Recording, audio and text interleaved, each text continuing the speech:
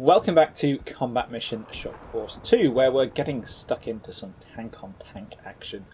This is the Alice Fist scenario from the base game, which pits a US Combined Arms Company against the Republican Guard force of mixed armour. The mission is to advance to phase line Charlie, locate and engage the enemy. Nice and simple. To do this, I've got 2 platoons of Abrams, one of which is down a tank to begin with, so I have 7 instead of 8. And I'll be getting a striker infantry platoon as backup after 20 minutes, but for most of the game this is going to be all about the Abrams. The map is a kind of W-shaped valley.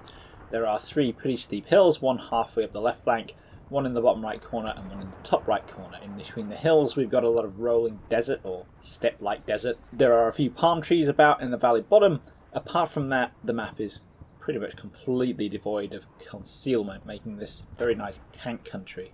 By which I mean good tank country for the Abrams. The Syrian armour on the other side might not think that it's good tank country. It might rather be in some denser terrain with shorter sight lines where the Abrams' excellent optics and fire control system isn't at its best. What I want to do is engage at as long range as possible, because my forces are going to retain their effectiveness at distance in a way that Syrian armour doesn't. I'm sending my 3 tank platoon onto the hill on my right and sending my 4 tank platoon off to the centre left hill. This way I have 2 mutually supporting groups. Each platoon can cover the front of the other one from hull down positions, which should minimise the risk of incoming fire. And I've got my larger 4 tank platoon covering the area around phase line Charlie. The route off to my right is entirely in defilade from the enemy side of the map and in view of my setup zone, so it's a fairly safe assumption that I can move at speed into that position without any trouble. The situation on the left is different. My tanks moving forward towards the centre hill are going to pass through some ground where they won't be masked by terrain, so what I've done is split that platoon into 2 tank sections. One will move up and the other will reverse onto a bit of high ground just behind my setup zone where it can cover the moving element. This caution pays off on the very first turn. Something out on the right actually manages to hit one of my moving Abrams in the flank. The shot doesn't penetrate, but the tracks take some damage and there's some subsystem degradation. The culprit is a T55 about a kilometre away, which is quickly spotted and knocked out by one of the covering Abrams. I'm much more used to the Combat Mission Black Sea American tanks. The Abrams in Black Sea is a kind of insta-spotting, laser-accurate death machine, so it's a nice change in terms of balance to have an engagement where an enemy tank not only gets the first shot off, but also gets the first hit in. This is a big deal because in tank-on-tank warfare the deciding factor is almost always who makes the first connection. If that hadn't been an ancient T55 and was something with a larger gun and more modern ammunition, then I might have a cooking Abrams on my hands right now.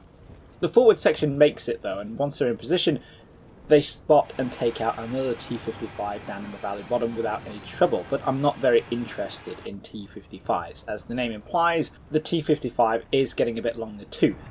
It's the kind of vehicle that's been handed down to the bottom tiers of the Syrian army as it's been replaced over time by more modern, more recent purchases. Speaking of which, here comes a wild T62 moving out of the far left corner. It's out in the open so it doesn't last long. The Abrams spotting it punches around through the turret, but it's not alone. Another T62 pops up and actually gets a hit on one of the spotting Abrams. It doesn't penetrate, but again there's all kinds of fragile subsystems on the outside of the tank that don't react well to getting hit by 110mm shells. The Abrams returns the favour and destroys that T62, then a third one pops up and that one gets killed twice. That's 2 T55s and 3 T62s. Not a tremendous amount of resistance. There's a load of burnt out T55s already down in the valley, so the 2 tanks down there were probably already in position. The T62s are coming from the top left, but they're still not what I'd expect from Syrian Republican Guard armour. Not a lot happens for the next few minutes, giving me the opportunity to shuffle my tanks into some slightly better positions. I'm a little worried that I might have split my platoons the wrong way. If the bulk of the enemy force is going to be coming in from the top left, like those T62s, then it would have been better to have my 4 tank platoon covering that area and the 3 tank platoon in the confined space up against the hill on the left. That's too late to be changed now though, so I've just got to live with it. Something I could do is change the position of my rearward left-hand section. I could be using this time to push them forward and join up with the forward section, but they can still cover most of the right flank from where they are, and there's really not a lot of room up by the forward section to slot them in. I don't really want to be bunching up too much. The consequences of this decision become apparent when Syrian reinforcements pop in around turn 10, when one of my forward Abrams starts getting hammered. It takes 4 hits in rapid succession from both shells and ATGMs fired by some T72s that have entered onto the map beyond the burnt out T55s. The Abrams is immobilised by track damage, but it manages to spot and knock out a T72 in return. This doesn't stop the incoming barrage of fire though. I've only spotted another T72, a hull down target that the 2 Abrams struggle to hit, but there's so much fire coming in that there must be more. The spotted T72 is finally taken out just before the end of the turn, but the hammered Abrams is immobilised and it's lost its targeting, IR optics, radio and smoke launchers. It's pretty much out of the fight.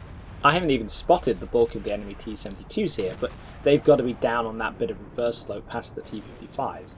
My rearward section can't get eyes on that area, so they're moving up at lightning speed to reinforce my single forward tank.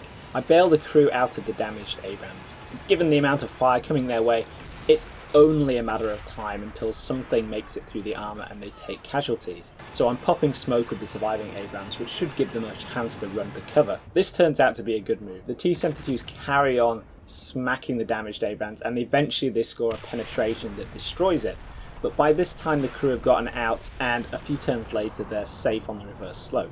I'm moving the rearward section up to the top of the hill on the left. It's something I considered before, but discarded because there's not a lot of room up there. But right now what I want to do is get my tanks into a position where they can destroy those T-72s. The main reason for keeping them at intervals is to help protect them from air and artillery, but there haven't been any signs of either so far, so I'm willing to risk bunching up in the confined space on top of the hill in exchange for a better field of fire.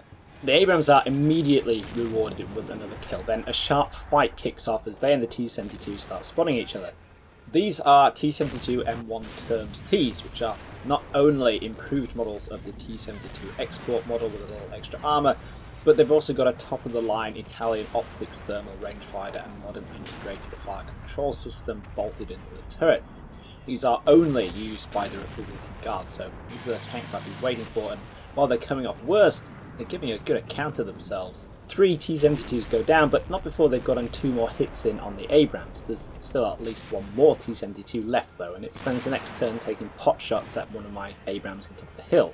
This T-72 is proving to be very difficult to spot, and the Abrams taking fire is distracted by some fleeing Syrian crewmen. I could avoid this kind of behaviour by setting all my tanks on target armour arcs to make sure they ignore the infantry, but then they wouldn't engage any ATGM teams that the Syrians might bring up, so I'm letting them engage at will. Eventually, the T-72 lands a hit which punches through the weapon mount, destroys the targeting subsystem and the coax machine gun before killing the commander. That's entirely down to the angle of the turret. If the Abrams hadn't had its turret rotated to target those enemy crewmen, it might have been able to tank that shot in its cheek armour, but it's too late for that. So I'm now down to 2 fully functioning Abrams on the left in various states of subsystem damage from non-penetrating hits. I could potentially shuffle some tanks from my other platoon onto that flank, but there's also been some movement up in the far left corner that I want to keep an eye on. This turns out to be at least 1 more T-62, and while it doesn't last long once it gets spotted, I don't want to leave that angle uncovered. What I decide to do is wait. I've got a striker platoon coming in as reinforcements in about 10 minutes now, and I can push them to the top of the right hand hill, keep the vehicles and the bulk of my infantry in defilade behind the crest, and then sneak some javelin teams up to try and get eyes on and destroy that pesky T-72 down there, as well as anything else they can spot. In the meantime, my 5 Abrams that don't have extra holes in them can sit and wait patiently in their hull down positions for the enemy to make a mistake, while I have a think about how different these Abrams are from the ones in Black Sea. The tanks I've got in this scenario are M1A1HC tanks, which are at the bottom of the pile of variants in Shock Force 2. The M1A1HC is the heavy common variant in which all the minor improvements made by the US Army and the US Marines were standardised.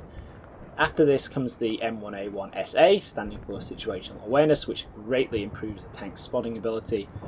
And this one also has a Tusk, or Tank Urban Survival Kit variant, which adds a pile of explosive reactive armour and slat armour on to help the Abrams get along in urban environments.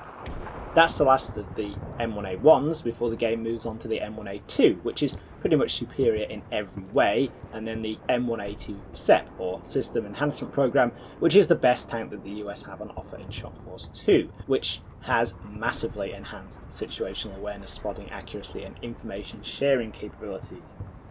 The Abrams in Black Sea is the M1A2 SEP version 2, which is, again, upgraded way beyond the original SEP V1, with more modern ammunition designed to penetrate the most modern Russian armour, air-bursting multi-purpose HE rounds, and explosive reactive armour and active protection system variants.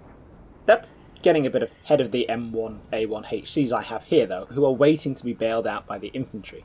Even in tank-suitable terrain like this, the infantry has an important role, and combined arms is always relevant. Once they actually arrive, it doesn't take long for them to get to the top of the right-hand hill and spot the T72 that's been causing me trouble. A very satisfying javelin strike later, and it looks like that angle, at least, is free from enemy resistance. The infantry are up at a higher elevation than the Abrams here, though, and they can see over the lip of the reverse slope in the top left corner to start spotting the enemy force over there. This is a mix of T62s and BMPs, which quickly start getting picked apart by the javelin teams, who are smart enough to prioritise the enemy tanks without having to be prodded into it. There's a pretty significant combined arms force up in that corner, but it doesn't seem to want to do anything. I don't know if this is because the AI plan has fallen apart, or whether they're waiting for one of my actions to activate a trigger, but realistically, sitting behind that reverse slope and refusing to advance into the fields of fire of my armour is pretty much the only thing that's kept them alive so far. And this kind of behaviour isn't totally out of character for third world military forces like the Syrian army, who have a dual role of national defence and palace guard. They're not just there to protect the country and act to achieve foreign policy objectives, they're also there to keep the state's rulers where they are. Officers who do things like think for themselves and might think the country would be better off if someone else was in charge are more of a threat than an asset, so initiative is not encouraged, and forces are frequently locked into set plans from which they're not very capable of deviating. If something goes wrong with a plan, or an order doesn't come through, then it's entirely realistic that a force would simply sit where it is until it gets told what it's supposed to be doing. It's one of the reasons why so many Shock Force 2 scenarios play so much better with the Syrians under AI control, because the AI's limitations correspond pretty well to the actual limitations of the Syrian army, while, for me at least, watching the AI handle the much less centralised, more fluid and flexible NATO forces always feels a little bit off. It's not quite capable of managing it. Regardless, the Syrian forces quickly disintegrate as first the javelins and then redeployed Abrams take their toll. If they had been moving forward and they were doing things, they would have died just the same way. And when everything on the enemy side is burning, it's time to call a ceasefire. It's only a tactical victory for the US here, but having lost one tank and taken a single casualty in the entire battle, I'm totally happy with that. There's a ground objective that I haven't occupied, but it's mine anyway because I'm dominating the field and I've obviously kept my losses to an absolute minimum. I have fallen down on the objectives relating to enemy casualties, enemy ammo and enemy condition, which are quite interesting objectives. Casualties and condition are very similar, the difference being that casualties refers to only dead and incapacitated, while condition includes lightly wounded and incapacitated. The reason I haven't ticked those boxes is because the bulk of the enemy manpower is in his infantry, which I've barely seen, never mind engaged. This also doesn't bother me too much because although the Syrians still have plenty of pixel tripping on the field, they've lost all their tanks and all but one of their BMPs. They're completely neutered in terms of actual combat power, and the surviving infantry are hanging around in an open desert with very few options. The ammo objective is a bit different. I've got points for keeping my ammo expenditure below a set threshold, but I've lost points because the enemy hasn't expended enough to cross the threshold. Again, I'm really not very bothered by this, especially seeing as though it looks like I would either have to sit around getting shot at in order for the enemy to run their ammunition down, or that the ammunition is calculated in ways that I don't value. If the total ammunition just includes enemy ammunition expended in my direction and not enemy ammunition denied because it's on fire inside a burning tank, for example, then I don't care very much about that objective because I'd rather not get 50 points at the end of the battle than have an enemy tank fire its entire load of ammunition at me. If the ammo is based on the total percentage and not ammunition types, in other words, if 30 125mm shells in a T72 have an equal points value to 37.62 rounds in an AKM magazine, then the bulk of that ammo is going to be tied up in the enemy infantry, and I'm happy to ignore it for the same reasons I'm happy to ignore the enemy infantry in the first place. In short, I can kind of see why I'm not achieving those objectives, but I don't see very reasonable advantages to going out of my way to tick those boxes in this scenario. The objective was to advance to phase line Charlie and locate and engage the enemy. What I've done is locate the enemy, annihilate him to the tune of 19 tanks and 9 BMPs with 77 dead. The survivors are totally outmatched and can be mopped up with relative impunity if they're dumb enough not to surrender, while I can waltz down to the phase line whenever I like because I own the battlefield. The Syrians have no chance of stopping me. Anyway, that's it for this video, guys. A nice chunk of tank-on-tank action polished off with some combined arms. Hope you guys all enjoyed it, and I'll see you in the next one.